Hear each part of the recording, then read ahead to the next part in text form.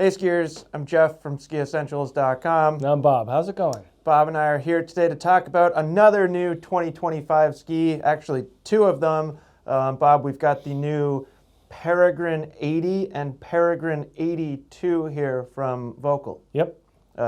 Pretty exciting. These are two completely new skis, and Peregrine as a collection is new. Obviously, we've never had that name before, but interestingly, and I think important to note, that all the narrower Deacon skis do not change, except for the fact that they are now called Peregrine. And a different graphic, too. Correct. Structurally the same. Correct. Yeah. So this Peregrine 80 and that 82 are really the only two new skis in the Peregrine collection. Yep. Which I think could be confusing. So I think it's important to start there. I bet we'll answer that question more than once. Yes. Yeah. I think that's fair to say as well. And then we have the skis that they are directly replacing up here as well. This is the Deacon 80. Yep. So really close, obviously the same width. And then Bob, you've got the Deacon 84 over there. So slight drop in waist width there, but essentially these are the direct replacements. Yeah, no, that's fair. I think interesting that there are two skis within 2 millimeters. You know, if they were the exact same construction, it would be Right. even more interesting, but the fact that they do differ in their builds does explain the similarities a little bit better. I was trying to tee you up for that Awesome. that thought. Yeah. You know, I think it is interesting that there are two skis so Right. close in width, but yeah, when you get them on snow and like think about the application, and I thought you had some really profound thoughts about that, which we can get to later in the video. Yeah, it's interesting when these companies start to deal really with the minutia and the details, and Yeah. then we have to come along and come up with a rational explanation why, and Yeah. kind of see what the differences are. And Yeah. you know, for better or for worse, there's certainly some crossover, but I think it's fun to talk about. Yeah, and like not to get too ahead of ourselves, but your kind of interesting thought was that it was a little bit more snow condition dependent rather than ability level dependent, which I think is true. Yeah. And I think that's cool because usually when we're having these conversations, it's typically level of aggressiveness and ability level. Like, this is a better intermediate advanced ski, this is a better expert ski, and I don't think that's quite the story here. No, that conversation was more germane to Correct. 80 versus 84. Yes, a little different here with Peregrines. Yep. So, Bob, there's a lot going on inside these skis. Do you want to kind of give us a breakdown of construction with the Peregrine 82? We'll kind of focus on that, and then we can talk about the differences between 82 and 80. I'm going to do my darndest, Jeff. Yeah, good luck. This cutout graphic that I know you're going to put in this video, I can put it right here. There's a lot going on.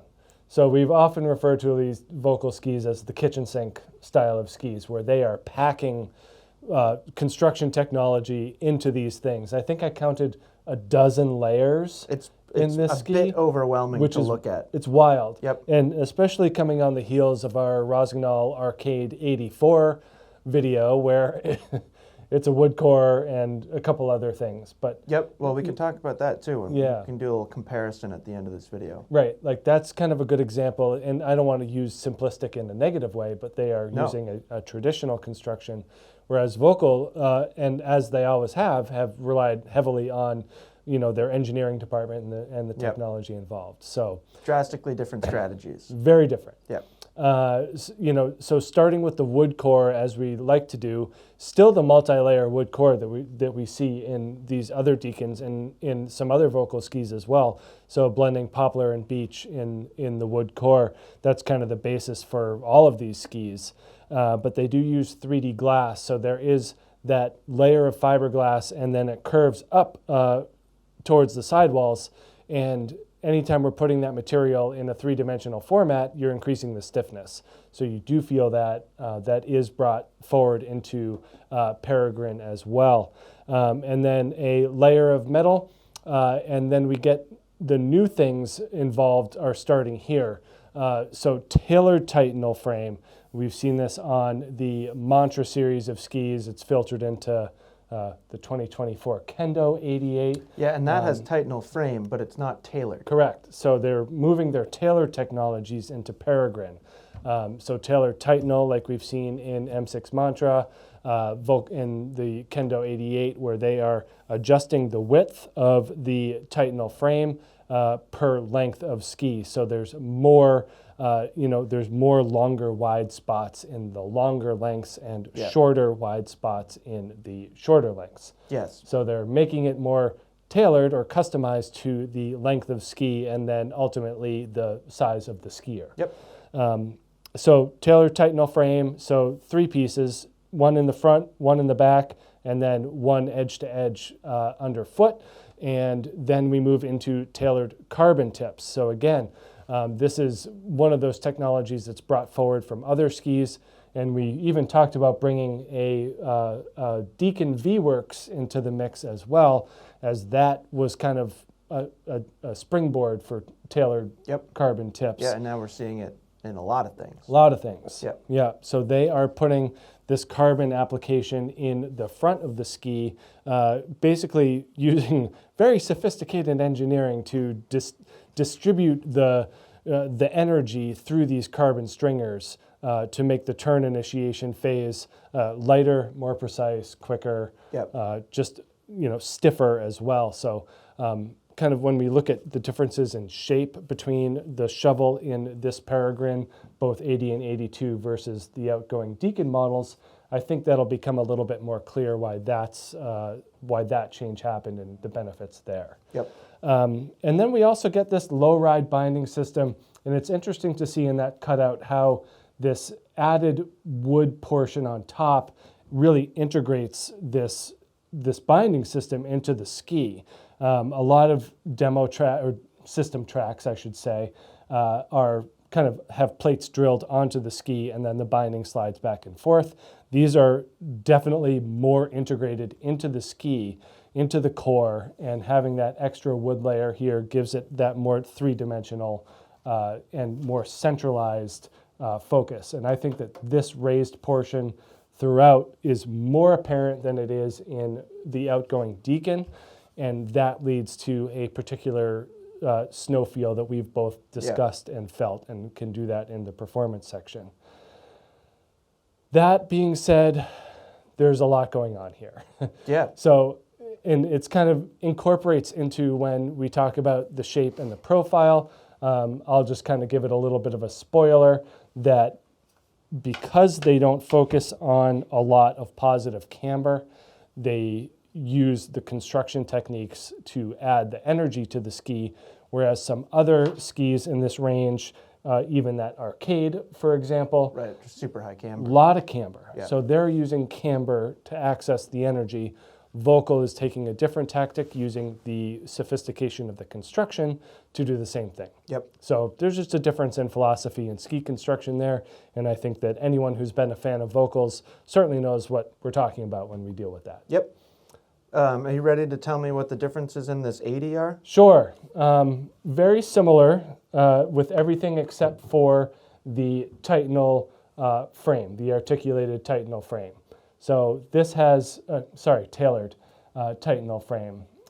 80 has tailored glass frame, which is actually a very similar difference to what we saw with Deacon 80 versus 84. And then we get titanal beam in here. Titanal band. So Boy. I know, and like I could be wrong too. That's Rosignol titanal beam. Yeah. Yeah. So tip to tail, central cord of Yep. titanal in the 80. Basically in replacing titanal frame. Correct. Yep. Yeah. So really just that difference, more fiberglass in the 80, more metal in the 82. Yep. And And- not too different. $100 difference between them. Yes. And they've both ticked up $100 compared to the skis that they replaced. Yep. So this Deacon 80 was $899. This Peregrine 80 is now $999. That's including binding. That's certainly important. Yep. And then Peregrine 82 is now $1,099, where Deacon 84 was $999. Yes. So slight uptick in price. I feel like it's reflected in what's inside them. There's more going on. There, I mean, the thoughts are there. You got to pay someone to have those thoughts and put and all like, that stuff I don't together. know. How much does tailored carbon tip cost? Yep, probably quite a bit, you Yeah, know, and then multiply that by however many they make. You know, it's a big process. Yep. Can you hand me a Deacon 84? Okay. So you came in and did this assessment and then came back and reported to me, and then I came in and did my own assessment, and I'm not convinced because you said the flex patterns were pretty close. I thought they were pretty similar. To me, they feel different. Okay. And that's something that Volkl is communicating in their material about this ski. So Deacon 84 flex, certainly not the stiffest ski in the world, but pretty stiff. Well, and I feel like we've also noticed from our testing on snow on this that it's pretty stiff in the tail. Yeah. That coming out of a turn is I noticeable. think Peregrine 82 is softer. I think I can get a deeper flex by hand there. Yeah. And maybe it is coming mostly from the tail, but to me that is a softer, slightly rounder flex pattern, and you can feel some like suppleness in it that you don't necessarily feel in Deacon, just in the flex and the way it kind of snaps back. I And think then the same is true with 80. Yeah. So I'm willing to put that's way softer. Yeah. I mean, not way softer, but that is softer. I do think that there's more, you can tell a bigger difference on snow than Yes. what we're doing right Yep. now. Yep. And it's interesting. I mean, we'll save this mostly for performance, but when you look at how the shape changed, Yep. having a softer flex is important. Yes. So moving on to shape. Shapes are not drastically different. Right. Do you think that's fair to say? I do. So rocker camber profile is about the same between them. Here's a Deacon 80, very, very low rise camber. And then something that is true with a lot of Volkl skis right now is really long tip rocker, Yep. but like almost no splay. It kind of just barely rises off the snow. And then I would say the same is, you have to look at it under a pretty fine microscope to find a difference in rocker camber profile, in my Right. opinion. Tip rocker is a little different. It's kind of more gradual in how it rises, but overall pretty similar. And then, Bob, if you wouldn't mind, dimensions on a Deacon 80 are 128, 80, 111. What do you Yep. got over there? This is in the 84, 132, 84, 115. For 3D radius, I've got 24, 15, 21. That's what I have. Fascinating. So compared to these new Peregrines, for dimensions, I have 126, 80, 109. Yeah. So narrower in the tips and tails. Yeah, you're dropping 2 in the tips and tails. Yep. And then for 3D radius, I've got 27, 15, 23. Yeah. So longer radius in the tips and tails. And I have the same radius as you Yep. in that ski. Obviously slightly different dimensions. 128, 82, 111. So basically the big change to shape is narrowing the tips and tails. Yes. Just barely. And that's basically increasing the radius or radii Yeah. in the extremities of the ski. Aside from that, to me, the shape is pretty darn similar. Yeah, There is a and- little change in like tip, you know, when you like to In the look down rise, the, yeah. but I don't know how much that's affecting performance. I find that it kind of keeps the front on the snow a little bit better. Like Yeah, that sure. was, Yep. Especially in transitions. Yeah. I think kind of you're right. felt like the Peregrines were a little bit easier to engage as a result. I think there's a lot of things that kind of play into that Yeah. of why it feels that way, but I think you're probably right that the tip helps for sure. And then one of the other things that we noticed is that the Peregrine just sits a little higher. You know, For when the you're same length. for the same length. When you're talking about a 4 millimeter difference in the tip shape, when you are putting them kind of tail to tail on the ground, that's where you see the wider tip of the Deacon Yeah. and the more straight cut of the Peregrine. If you kind of raise up the Deacon to match the tip height, then they feel more similar. Yeah. So you're really taking it just out of the very, very tip of the Deacon 84. Yep. Are you ready to move on to performance? Yes. Do you want to start with Peregrine 82? Yeah, sure. What do you think? I love it. I think that there's like a different level of smoothness and suppleness, I think is the word that we both kind of agreed on. Yep. The construction has a lot to do with it, moving into that tailored frame, moving into the tailored tips, having a little bit more of that pronounced central spine, I think makes this thing feel a lot smoother. Yep. The 84, I feel like could be construed as having a more, I don't want to say jarring, but it had a more abrupt Yes. kind of entry and exit point, whereas the new Peregrine is a little bit Smoother. more amenable to your input than Yep. the Deacon, which certainly had a high level of responsiveness. Yeah, and I think it's a really interesting conversation because we've always talked about Deacons, really a lot of Volkls, most Volkls, but particularly Deacon 84, as being very precise. Yeah.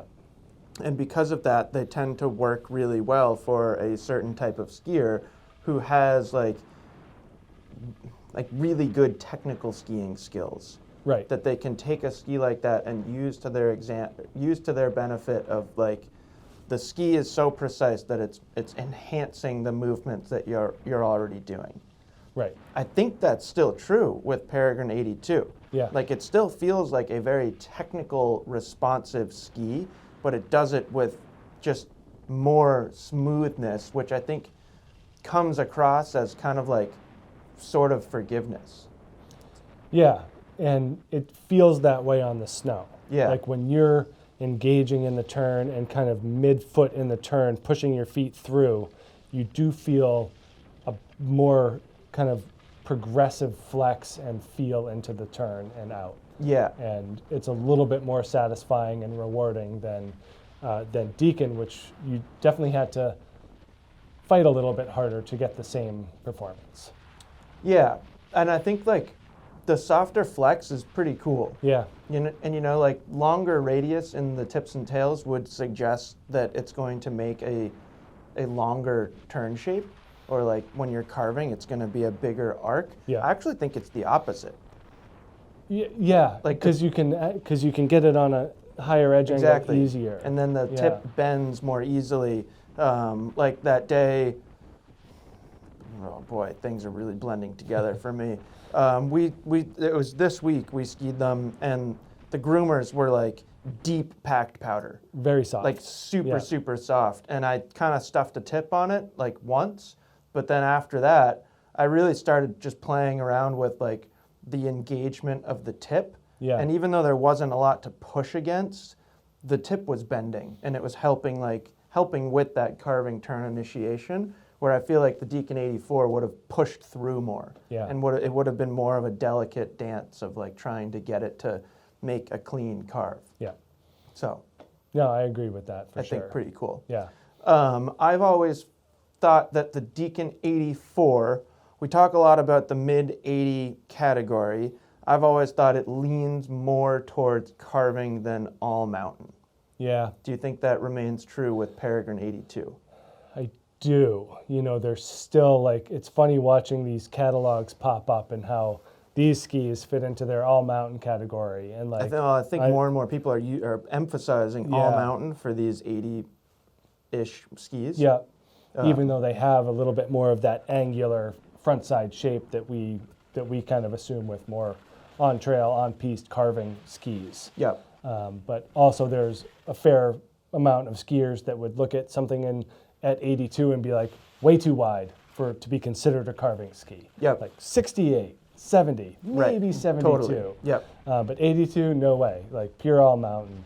So I do think that for me as a skier, I'm still looking at this as more of an on-piste carver than an all-mountain versatile ski. I think so too. And I think like when you compare it to other skis in that category, Yeah. it's still like among that, like, fast forward to a low to mid 80 comparison wall. If we Yeah. were going like carviest to most versatile, I Yeah. think the Peregrine's going to lean towards the carvy Yeah. side. But like they can handle off-piste scenarios reasonably well. I think like lengthening the radii and the tips and tails, they take out a little bit of like edge bite when Yep. you're trying to make those kind of skidded slip and smear turns. So it is, I'm totally fine with it being called an all-mountain ski. I just think its preference and its highlight is its carving performance. And I think that kind of just flatter profile also really helps with that versatility. Yes. So I think that's No, important if you to took say. this build and like put a bunch of camber in it, Yeah, good luck. it'd be rough. Yeah. Yeah. Yeah, you'd be fighting it a lot. Yeah. Where like that it breaks free and will skid a turn Yeah, reasonably well. yeah, totally.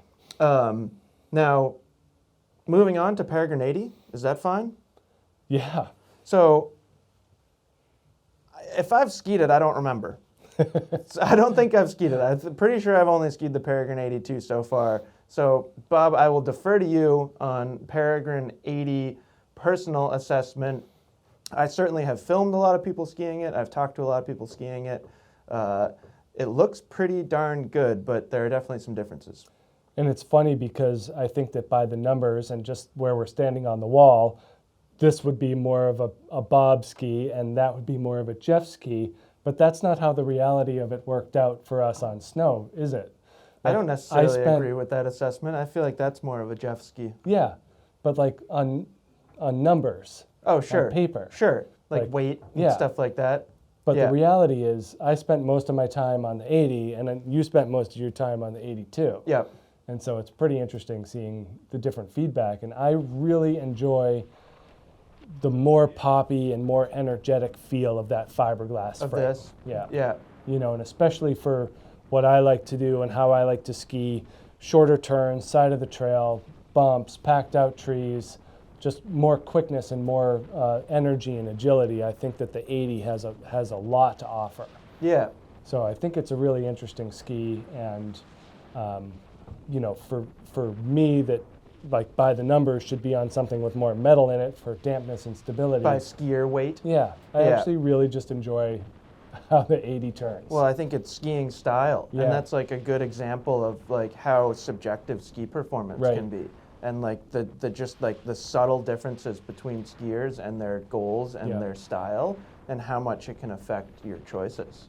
yeah, But I think this is a great ski, and you also brought up that like this morning, like today, yeah. it was loving the packed powder. So packed powder, and it's kind of hard just saying, okay, anyone that skis in Colorado, you know, like I'm just thinking about if you're skiing at Breckenridge, and there's a lot of days that are kind of that nice, cold, grippy, hard snow, Yep. but not ice. Yep. Like that's where the 80 makes a lot of sense because you're able to get into that snow and generate that power, but you don't need The extra grip. dampness or the extra grip of the 82. Yeah. Like that's a more rewarding experience. Like this is, it's fine, but it gets lost. Like that metal becomes inconsequential because you're using that snow surface to kind of take some of that dampness away. Yeah. So by focusing on the more energetic and poppy use of fiberglass in the 80, I think that you're getting a more rewarding experience. Yeah. So I don't know where to exactly draw that line, and that's one of those minute details that is really hard to convey. Like obviously no one's gonna, I don't want to say obviously, but most people probably aren't going to buy an 82 and an 80 depending on how icy the snow conditions are. But Right. that's kind of where my mind goes is, all right, if I have a choice and it's ice, You're doing. I'm going 82. Yeah. If it's more packed snow, I think the 80 is really rewarding. Yeah. So really an interesting setup. And our colleague Matt has been using this 82 as a ski bum race ski, Yep. And doing just fine. doing just fine. Where I don't think this would handle that No, very well. no. But alternatively, this certainly looked to me like it handled moguls easier. Yeah, and that was one of the things that I really wanted to get done today is how does this thing go in the bumps? And we're kind of finally getting Yep. nice moguls here at Stowe. And I also kind of wanted to take the opportunity to ski moguls a few different ways. I don't know if it shows up on the video stuff that we have, but you know, one run I wanted to do a zipper line, kind of like how I like to see a mogul line be skied. Yep. And then another chance being more meandering and more methodical and kind of going with the terrain and not just kind of pointing it down the fall line. Because I don't think that a Peregrine 80 skier is necessarily going to be that zipper zipper line line skier. skier. They're going to be a little bit more meandering. So interestingly, if you're going to buy a Peregrine 80 or 82, do you think this is slightly more versatile? I do, because it's not like you're gaining that much surface area. It's No, not like from the 2 82 millimeters? is going to be a much better floater. That's exactly what I'm thinking. Yeah. So I think that even though it's slightly narrower, having that little bit of extra flex and agility really makes the 80 pretty attractive for versatility. Yeah, it's pretty counterintuitive. Yeah. You know, if you're just, I think as skiers, we're used to looking at width and having that dictate the ski's performance. I don't know that you can go as far as saying like the intention is reflected here, but like the reality does feel like 80 is a touch more versatile. And then, you know, in packed out trees, like again, I love the quickness, and you can keep your feet nice and close together and ski like a traditional skier, kind of bouncing around the woods. Yeah, it didn't look like it handled softer snow as well. No, and I hope you can put that in there too. I mean, we've definitely been blessed with a lot of natural snowfall over the past week. Yep. So I think it's important to get a ski like this into something deeper and softer, and you know, it just doesn't float like some of the fatter stuff we've been on lately, and that's understandable. Yeah, how could it? Right. But still, Pretty like, narrow. Yeah. But at the same time, like, it does feel like you can, like that slight rocker does help. Yep. But there's a limit. Yep. Obviously, if I'm going to speak to this, I will be talking mostly about Peregrine 82, but how do you think these compare to other skis in this category, whether existing or new skis that we've talked about already this year? I think that the technological aspect can't be overlooked. You know, I think we had talked about, you know, a Stokely Montero AR, you know, at 84 underfoot, kind of using a more traditional, like, race style construction. And that thing is going to be, you know, smoother and more powerful at higher speeds. This requires a little bit more deftness, and you can get it to make different turn shapes and styles a bit easier. So I think that that's something that's worth looking at. And then that arcade that we talked about, you know, that ski just feels like it wants to make that 15-meter turn radius a lot. Yep. You know, that's where that thing lives. So I think that there's a difference between Peregrine and that, where Peregrine is more amenable to opening it up and making those longer arcs, which, you know, I think that you showed pretty well on a couple of days that, you know, that edge-to-edge longer turn shape really works well. Yeah, that Peregrine 82 can rip for sure. I keep coming back to really like the same thing that I thought about these, is that the way that they set themselves apart from this category or other skis in this category is their precision and responsiveness. And again, it's like, it works just so well for a really technical skier. Yeah. You know, like Anomaly 84 feels like an interesting comparison to that Peregrine 82. Yeah. And I feel like Anomaly 84, it feels a little bit stronger. If you're just like a down the fall line, I want to see how fast I can go, maybe like a little bit more vibration damping. Mm-hmm. But the technical side of that ski and its feedback to the skier and how that translates to your ability to like manipulate the ski, I think that's what makes a lot of Volkl ski is different, special, whatever word you want to use. And I think that carries forward with the Peregrine. Yeah, I mean, unique, I think, in how they're able to get like such kind of a thin profile to behave like a really sturdy ski. Yeah. You know, just kind of by looking down the sidewall, you're like, that's pretty thin, but then you get on it and it is remarkably precise and engaging. Yeah, and like, you know, similar thing with like this ski compared to like a Spitfire 80. Yeah. Like that Spitfire 80 is undeniably stronger. Yep. Do you agree? I do. But this, again, there's like that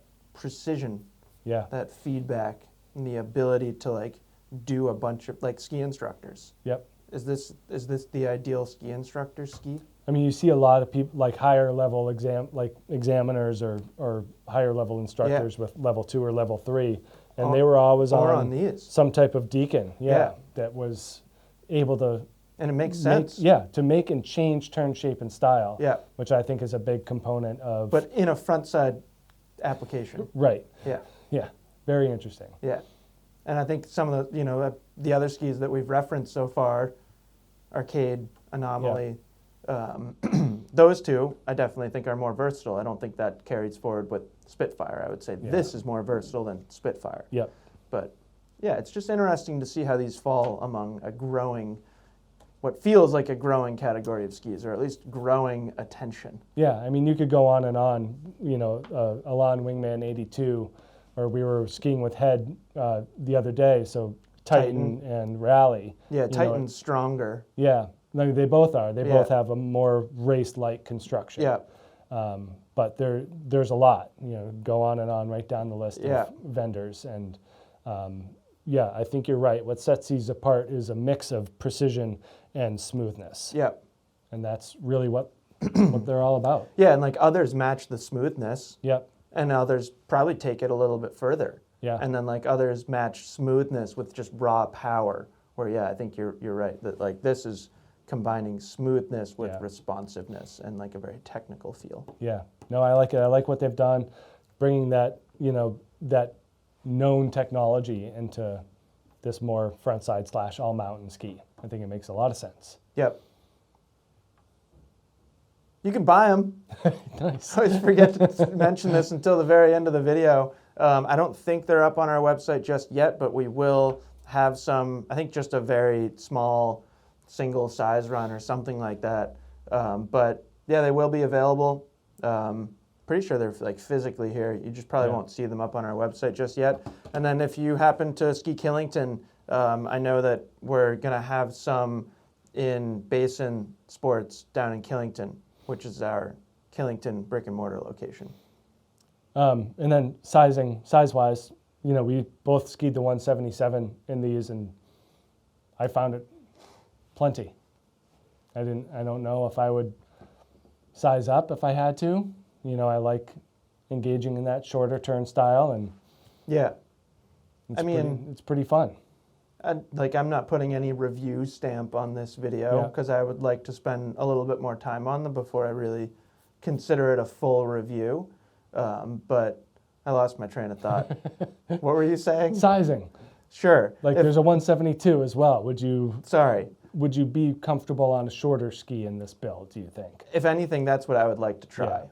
But I don't think that would be my preference. Yeah.